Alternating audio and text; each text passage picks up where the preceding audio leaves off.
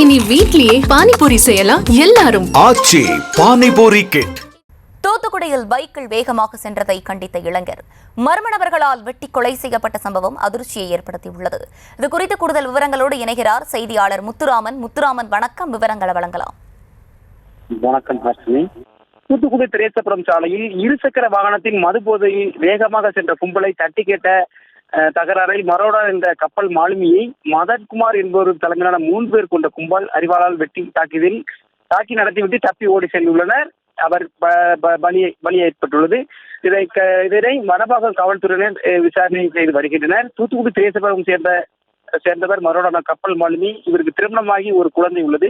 கடந்த 1.5 மாதத்துக்கு முன்பு கப்பலிலிருந்து விடுமுறைக்காக வீட்டிற்கு வந்துள்ளார். இந்நிலையில் நேற்று இரவு மரோடானா திரேசபுரம் அருகே உள்ள நின்று கொண்டிருந்த போது அங்கு மது போதையில் மதன்குமார் உள்ளிட்ட 3 பேர் கொண்ட கும்பல் வேகமாக இருசக்கர வாகனத்தில் சென்றுள்ளது. இதை மரோடா தட்டி கேட்டுள்ளார்.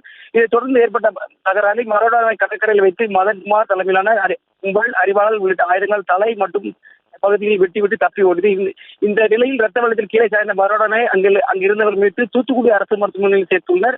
இதைத் தொடர்ந்து மேல் சிகிச்சைக்காக மதுரை கொண்டு செல்லும் வழியில் விருதுநகர் வைத்து மரோடன் பரிதமாக இறந்துள்ளார். இந்த சம்பவம் கொடுத்து தப்பி ஓடிய மதன்குமார் உள்ளிட்ட கும்பலை வடபாகம் காவல்துறை தேடி வருகின்றனர். இந்த கப்பல் மாலை படுகொலை சம்பவம் அப்பகுதியில் பெரும் பரபரப்பை ஏற்பட்டுள்ளது.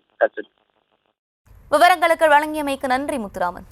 இனி வீட்லயே பானிபூரி செய்யலாம் எல்லாரும். ஆச்சி பானிபூரி கிட்.